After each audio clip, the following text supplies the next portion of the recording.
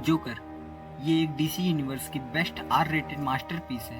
ये एक American psychological thriller movie है। ये मूवी इंडिया में 2 अक्टूबर 2019 में रिलीज किया गया था। इसका स्क्रीन प्ले और डायरेक्शन हॉलीवुड के जाने माने फिल्म मेकर टॉड फिलिप्स ने किया है। इस फिल्म का बजट सिर्फ $55 मिलियन है और इस फिल्म ने बॉक्स ऑफिस पर 107.2 करोड़ $US का बिजनेस किया है। इस मूवी ने academic award, golden globe award आदि जीते हैं और जोकिन फिलिक्स को बेस्ट एक्टर के लिए ऑस्कर से सम्मानित किया गया है। IMDb पर रेटिंग 10 में से 8.5 है एंड रोटेन टोमेटोज पर ये 68% फ्रेश है। मेटाक्राइटिक स्कोर 59% है, 92% गूगल यूजर ने इसे लाइक किया है। टॉड फिलिप्स ने आज के दौर में जो पार्टीशन है अमीरों और गरीबों के बीच उसे बड़े ही बखूबी ढंग से पेश किया है। फिल्म की शुरुआत होती है ऑथर फ्लैग जो कि खुद को जोकर का मेकअप कर रहा होता है और साथ ही बैकग्राउंड में रेडियो पर न्यूज चल रहा होता है जिसमें महंगाई, महामारी, चोरी डकैती और शहर की गंभीर स्थितियों का वर्णन हो रहा होता है। असल में गौतम सिटी में फैसला अक्सर अमीरों के हाथों में होता है। गरीब किसी भी फैसले के लिए नहीं माने जाते, इसलिए अमीर और अमीर की गरीब और गरीब हो रहे होते हैं। सीन चेंज होता है और देखते हैं कि ऑथर जोकर के घर पर अपने हाथ में एक साइनबोर्ड लेकर एक शॉप के बाहर शॉप का प्रमोशन कर रहा होता है। तभी वहाँ कुछ बदमाश बच्चे आते हैं और ऑथर को धक्का देकर उसे उसका साइनबोर्ड छीनकर भागने लगते हैं। फिर ऑथर भी उन बच्चों के पीछे भागता है और भागते भागते एक बंद गली में पहुँच जाता है जहाँ सारे बच्चे उसे पकड़कर खूब मारते हैं और साइन बोर्ड भी छीन कर तोड़ देते हैं। ये हादसे होने के बाद जब आर्थर अपने ऑफिस में लौटता है तब आर्थर का बॉस उसकी लापरवाही के लिए भला बुरा सुनाता है जबकि उसे कोई सिंपत्ति नहीं मिलती। आर्थर का बॉस तो ये मानने के लिए तैयार ही नहीं होता कि कुछ लड़कों ने उसका ये हाल करके उसका साइन बोर्ड भी तोड़ दिया है।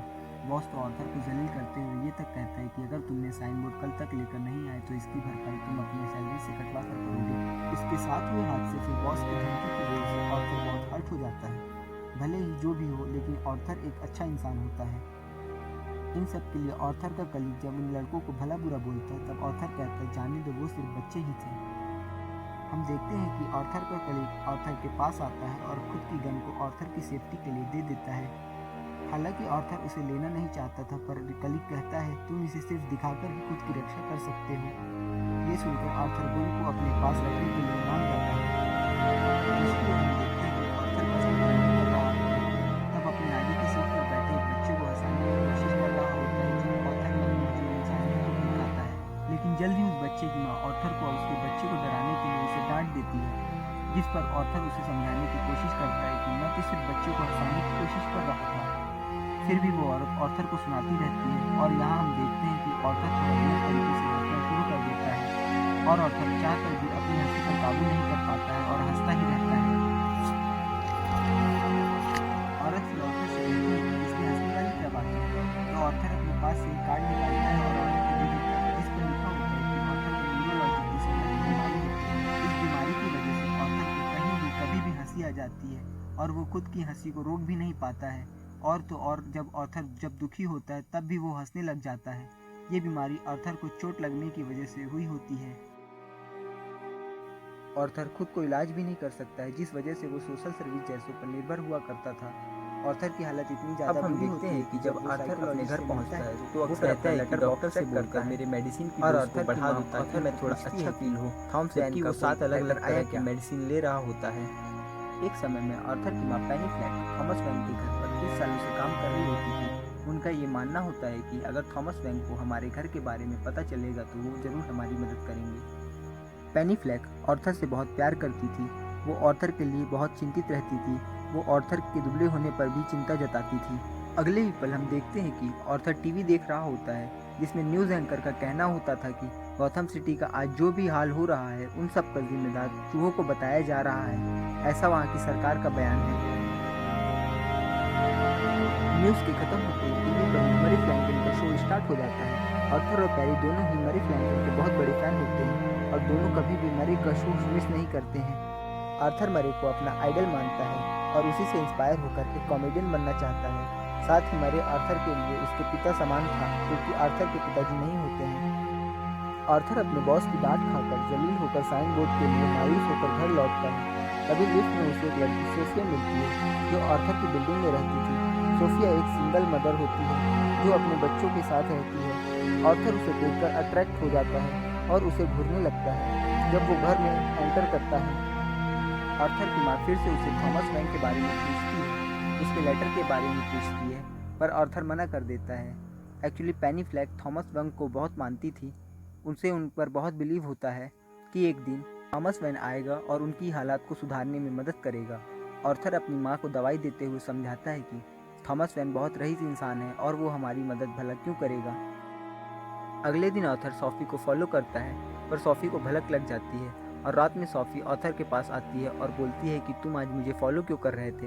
यहाँ ऑर्थर हाँ बोल देता है बजाय गुस्सा होने के। सॉफ़ी ऑर्थर से इम्प्रेस हो जाती है। स्ट्रेंज सीन शिफ्ट होता है और एक हॉस्पिटल को दिखाया जाता है, जहाँ ऑर्थर जोकर बनकर वहाँ के पीड़ित बच्चों को एंटरटेन कर रहा होता है कि तभी उसकी जेब से पिस्टल गिर जाती है जो उसके कलीग ने दी थी। गन को देखकर वहाँ मौजूद नर्स व बच्चे डर जाते हैं और ऑर्थर के खिलाफ कंप्लेंट कर देते हैं, जिससे कि ऑर्थर को उसके जॉब से निकाल दिया जाता है। यहाँ ऑर्थर अपने बॉस को समझाने की कोशिश करता है कि वो गन एक प्रॉप था जो उसे अपनी सेफ्टी के लिए रखा हुआ था, पर उसका बॉस कहता है कि मुझे पता है कि तुमने ये गन इलाज के लिए खरीदी थी, मुझे तुम्हारे कलीग ने बता दिया है। इससे ऑर्थर बहुत हर्ट हो जाता है क्योंकि उसके कलीग ने उसे गन देकर फंसा दिया होता है, लेकिन वो समझ नहीं पाता है कि उसके कलीग ने उसके साथ ऐसा क्यों किया। आर्थर बहुत डिप्रेस्ड होता है और ट्रेन में बैठा हुआ होता है कि तभी ट्रेन के अंदर वैन इंटरप्राइजेस के 3 बंदे आते हैं और वहाँ बैठी एक अकेली लड़की को छेड़ रहे होते हैं, पर अचानक से आर्थर को हंसी आ जाती है। ये देखकर 3 बंदों में से एक कर सब मिलकर आर्थर को मारने लग जाते हैं। उनको लग रहा होता है कि आर्थर उनका मजाक उड़ा रहा था। वो आर्थर को कुछ बोलने का मौका दिए बगैर ही उसे लात और मुक्कों से मारने लग जाते हैं। कुछ समय बाद वे रुक जाते हैं और आर्थर की हंसी भी रुक चुकी होती है। फिर आर्थर उठता है और उन तीनों को गोली मार देता है। उनको मारने के बाद आर्थर अपनी जान बचाकर भागने लग जाता है। भागते भागते आर्थर एक वॉशरूम में चला जाता है और यहाँ हम पहली बार आर्थर फ्लैक यानी कि जोकर का डांस देखते हैं, जो काफ़ी क्रीपी वे में था। आर्थर पहले से ही अपने मानसिक और आर्थिक इत्यादि हालातों से परेशान था, पर सोसाइटी ने भी उसे समझे बिना उसका शोषण करना जारी रखा। इस वजह से आर्थर एक अच्छे इंसान से एक साइकोपाथ क्रिमिनल जोकर बन गया। इसके बाद के सीन में हम देखते हैं कि टीवी पर थॉमस वेन का इंटरव्यू आ रहा होता है, जिसमें वो बताता है कि पिछली रात में वेन इंटरप्राइजेस के लोग मारे गए, वो 3 अच्छे इंसान थे। फिर भी लोग क्यों उस डरपोक मास्क के पीछे छुपे हुए क्रिमिनल का सपोर्ट करते हैं। वहीं दूसरी ओर हम देखते हैं कि लोग जोकर द्वारा किए गए उन 3 मर्डर्स को सपोर्ट करते हुए उनके जैसा मास्क पहनकर एक ट्रेंड को डिस्कवर कर चुके हैं। कुछ लोग आर्थर को गॉथम सिटी का हीरो मान चुके थे। सीन फिर से चेंज होता है और यहाँ हम देखते हैं कि आर्थर अपने साइकोलॉजिस्ट से कंसर्न ले रहा होता है, जिसमें साइकोलॉजिस्ट उससे कहती है कि ये हमारी लास्ट मीटिंग होगी आर्थर, क्योंकि गवर्नमेंट ने सोशल सर्विस का बजट कम कर दिया है, जिस वजह से अब वे सपोर्ट नहीं कर सकते हैं। आर्थर फिर से साइकोलॉजिस्ट से कहता है कि तुम अक्सर मुझसे पूछती हो कि नेगेटिव थॉट्स तो नहीं आते, तुम सिर्फ पूछती हो, कभी मेरी सुनती नहीं हो। मैं जो बता रहा हूँ ये वो नेगेटिव थॉट्स ही तो है। मेडिसिन के अभाव की वजह से भी आर्थर को साइकोपाथ की ओर ढकेलती है। नेक्स्ट सीन में हम देखते हैं कि आर्थर को as a stand up comedian के रोल में जो स्टेज पर होता है, जब उसे बोलने का मौका दिया जाता है तब वो कुछ देर बोलकर ही क्रीपी वे में हंसने लगता है और ठीक से परफॉर्म भी नहीं कर पाता है। सोफी भी वहीं पर बैठी होती है, जो आर्थर की परफॉर्मेंस का लुत्फ उठा रही होती है। परफॉर्मेंस के बाद आर्थर और सोफी दोनों वॉक करते हुए नजर आते हैं। जब आर्थर घर पहुँचता है तो आर्थर की मॉम आर्थर को एक लेटर थॉमस वेन को पोस्ट करने के लिए बोलती है। आर्थर अपनी माँ से हाँ करता है और अपनी माँ के सो जाने पर वो उस लेटर को खोलकर पढ़ने लगता है, जिसमें लिखा होता है आर्थर थॉमस वेन का ही बेटा है और उसके बेटे को उसकी ज़रूरत है। पढ़ने के बाद लेटर पहले तो आर्थर अपनी माँ पर गुस्सा करता है, फिर पेनी उसे बताती है कि वेन एक पावरफुल इंसान है। एक टाइम पर पेनी और थॉमस वेन एक दूसरे से प्यार करते थे, लेकिन ये बात समाज को कभी जाहिर ना होने दी। पेनी ने थॉमस को लेटर पर साइन करके भी दिया था कि ये बात हम दोनों के बीच ही रहेगी। आर्थर फिर थॉमस वेन के घर जाता है। वहाँ पर उसे हमारा छोटा बैटमैन यानी कि ब्रूस वेन नज़र आता है। वो उससे बात करने की कोशिश करता है, मैजिक ट्रिक दिखाता है जिससे ब्रूस खुश हो जाए। तभी अल्फ्रेड आ जाता है, जो ब्रूस का गार्ड होता है, जो ब्रूस को अनजान इंसान से दूर करता है। आर्थर अल्फ्रेड से बोलता है कि वो एक अच्छा इंसान है। उसकी माँ पेरी फ्लैक यहाँ 30 साल नौकरी करी है। इस दौरान अल्फ्रेड उसे जाने को बोलता है, नहीं तो वो पुलिस को बुलाने की चेतावनी भी देता है। आर्थर अल्फ्रेड से बोलता है कि वो थॉमस वेन से मिलने आया है और वो ये भी बताता है कि वो जानता है कि थॉमस वेन मेरे डैड। अल्फ्रेड आर्थर से बोलता है कि उसकी माँ एक पागल है जिसने ये मनगढ़ंत कहानी उसे सुनाई है। आर्थर गुस्से में अल्फ्रेड का गला पकड़ लेता है क्योंकि उसने उसकी माँ को गलत बोला है। फिर आर्थर वहाँ से मौका पाकर भाग जाता है। आर्थर जब घर पहुँचता है तो वो देखता है कि उसकी माँ को स्ट्रोक आया हुआ होता है, जिसकी वजह से उसे हॉस्पिटल ले जाया जा रहा होता है। आर्थर काफ़ी दुखी व डिप्रेस होता है। वो हॉस्पिटल के बाहर बैठा होता है कि तभी डिटेक्टिव वेन और ब्रूक आते हैं और ट्रेन में हुए उनकी मर्डर्स के बारे में पूछते हैं, पर आर्थर कुछ नहीं पता इस मामले में ये कहकर बात टाल देता है। आर्थर को पता चल जाता है कि उसकी माँ को स्ट्रोक आने की वजह ये दो डिटेक्टिव ही हैं। डिटेक्टिव उस ढंग की इंक्वायरी भी करते हैं जो आर्थर के पास था, साथ ही वो आर्थर के डिसीज़ का मजाक भी उड़ाते हैं। तभी वहाँ टीवी में मरे का शो शुरू हो जाता है, जिसमें टीवी पर आर्थर का वीडियो क्लिप दिखाया जा रहा होता है। मरे उस शो में आर्थर का मजाक बना देता है जिससे पब्लिक हंस सके। यहाँ हम देखते हैं कि आर्थर और दुखी हो जाता है। जिस मरे को वो पिता के समान मानता था, वो उसकी कंडीशन का मजाक उड़ा रहा होता है। मरे भी उनमें से था जो सोसाइटी के और लोग भी थे जो आर्थर का शोषण कर रहे थे अपने फ़ायदे के लिए। अगले सीन में दिखाया जाता है कि शहर की हालत और बदतर हो गई है। लोग जोकर का मास्क पहनकर शहर में दंगे कर रहे होते हैं, टायर्स की आग जलाकर आतंक मचा रहे हैं। ये सारे लोग समाज से पीड़ित लोग होते हैं जो अमीरों के खिलाफ विद्रोह कर रहे होते हैं। ये न्यूज़ देखकर आर्थर को खुशी मिलती है क्योंकि जो लोग आतंक मचा रहे होते हैं ये सारे लोग जोकर से ही इंस्पायर्ड थे। आर्थर को ऐसा फील होता है कि जैसे वो इन लोगों का हीरो बन गया हो। इसके बाद मूवी में एक थिएटर का सीन दिखाया जाता है जिसमें चार्ली चैपलिन की मॉडर्न टाउन लगा हुआ होता है। थिएटर में सिर्फ रईस लोग ही ये मूवी देख रहे होते हैं। थिएटर के बाहर ढेर जोकर का मास्क पहनकर जहां अमीरों की जातियों के खिलाफ प्रोटेस्ट कर रहे होते हैं।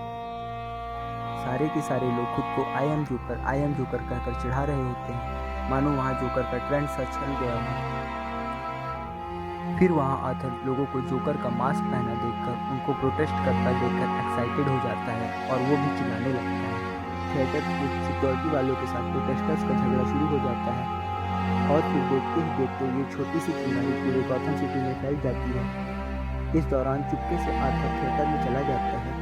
वहाँ पहुंचकर आर्थर थॉमस वेन को देखता है और उनके पीछे पीछे वॉशरूम में जाता है। वहाँ पहुंचकर आर्थर वेन से कहता है, मैं आपका और पेनी फ्लैग का बेटा हूँ।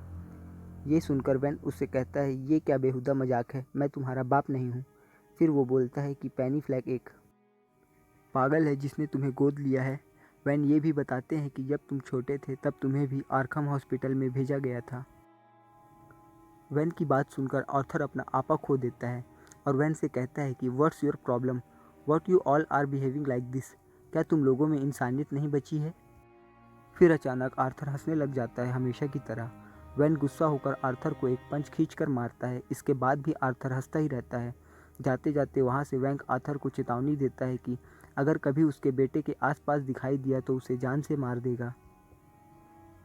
सिक्योरिटी से कहकर वो आर्थर को धक्के मारकर बाहर करवा देता है। इन सब बातों से आर्थर इतना डिप्रेस्ड और फ्रस्ट्रेट हो जाता है कि खुद को फ्रिज में बंद कर टॉर्चर करने लगता है। आर्थर आर्खम असाइलम जाता है और वहाँ के क्लर्क से अजीबोगरीब सवाल पूछता है, जैसे वहाँ कौन रहता है, पागल या क्रिमिनल या फिर दोनों ही। वो ये बताता है कि उसने 3 लोगों को चोट पहुँचाई है और उसे इस बात की कोई भी गिल्टी नहीं है।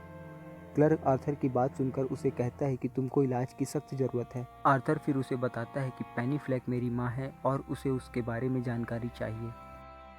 क्लर्क जब पेनी फ्लैग की फाइल को पढ़ता है तो देखता है कि उसमें लिखा होता है पेनी ने अपने बच्चे को नुकसान पहुंचाने की कोशिश करी थी, जिस वजह से वो यहाँ एडमिट थी।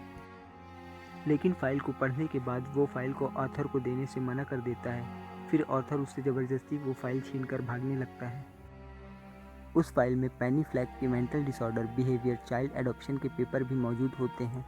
आर्थर फाइल को पढ़ने के बाद उसे सब समझ आ जाता है और मानो उस पर दुख का पहाड़ टूट पड़ा हो जैसे। आर्थर अपने अंदर ही अंदर इमेजिनरी वर्ल्ड क्रिएट किया हुआ होता है। हम ये भी देखते हैं कि सोफ़ी और आर्थर का कोई रिलेशन नहीं होता, वो बस एक इमेजिनेशन होता है।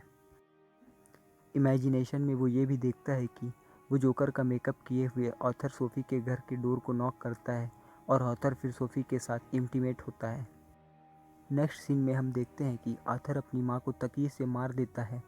सीन फिर चेंज होता है जिसमें हम देखते हैं कि आर्थर जोकर का मेकअप कर रहा होता है कि तभी उसके घर का डोर बेल बजता है। डोर खोलने पर वो देखता है कि वहाँ उसका कली और जेरी आते हैं जो हमें मूवी के स्टार्ट पर नज़र आए थे। वो दोनों वहाँ पेनी की मौत का शोक जताने आए हुए होते हैं। रेंडल आर्थर को ट्रेन में हुए वो 3 मर्डर्स और पुलिस की छानबीन की बात करता है। देखते ही देखते आर्थर उसकी बेरहमी से चाकू से उसका मर्डर कर देता है। ये देखकर जेरी डर जाता है, पर आर्थर उसे कुछ नहीं करता और उसके लिए दरवाज़ा खोलकर उसे अलविदा करता है। आर्थर फिर जोकर के फुल गेटअप में मरे के शो में जाने के लिए तैयार होकर जाता है। आर्थर करंट सिचुएशन को स्टेयर पर डांस करके खुशी जाहिर कर रहा होता है। तभी डिटेक्टिव आर्थर को पीछे से आवाज़ देते हैं। उनको देखकर आर्थर वहाँ से भागने लगता है और भागते भागते वो ट्रेन में सवार हो जाता है। वो दोनों डिटेक्टिव भी सवार हो जाते हैं। ट्रेन में सारे लोग जोकर का मास्क पहने हुए होते हैं, जिस वजह से आर्थर को ढूंढना दोनों को मुश्किल हो जाता है। ट्रेन में सारे वो लोग होते हैं जो सरकार के खिलाफ खड़े हुए होते हैं। गुस्से में आकर डिटेक्टिव गन चला देता है, जिससे जोकर तो बच जाता है, पर एक व्यक्ति को लग जाता है जिसने जोकर का मास्क पहना हुआ होता है। उस व्यक्ति को मरता देख सब पैसेंजर्स उन दोनों डिटेक्टिव को पीटना शुरू कर देते हैं। तभी आर्थर मौका पाकर भाग जाता है और मरे के शो में पहुंच जाता है। हम देखते हैं कि आर्थर न्यूज़ देख रहा होता है, जिसमें बताया जाता है कि 2 डिटेक्टिव को पब्लिक ने घायल करा है। तभी आर्थर के पास मरे आता है और आर्थर को जोकर के गेटअप में देखकर कहता है कि तुम भी प्रोटेस्ट कर रहे हो। आर्थर मरे से कहता है कि जब मुझे इंट्रोड्यूस करोगे तो मुझे एज अ जोकर इंट्रोड्यूस करना। आर्थर को इंट्रोड्यूस करने के बाद मरे जब आर्थर को जोकर के गेटअप लेने के बारे में पूछता है, तब आर्थर कहता है कि ये गेटअप मैंने लोगों को हंसाने के लिए लिया है।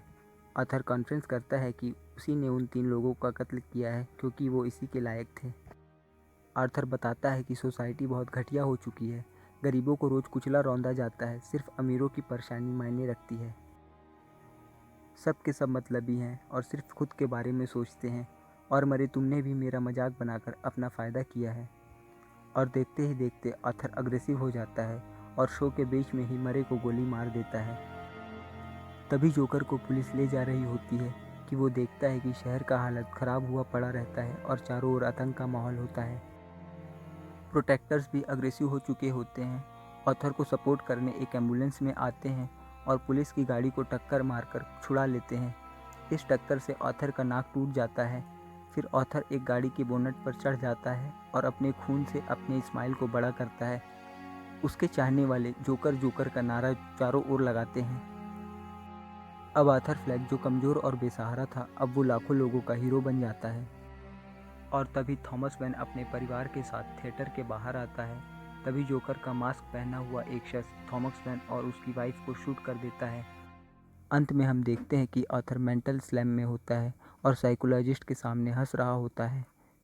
जब साइकोलॉजिस्ट हंसने की वजह पूछती है तो वो बोलता है, तुम नहीं समझोगी। जोकर समाज का वो रिफ्लेक्शन है जिसे कभी इग्नोर नहीं किया जा सकता।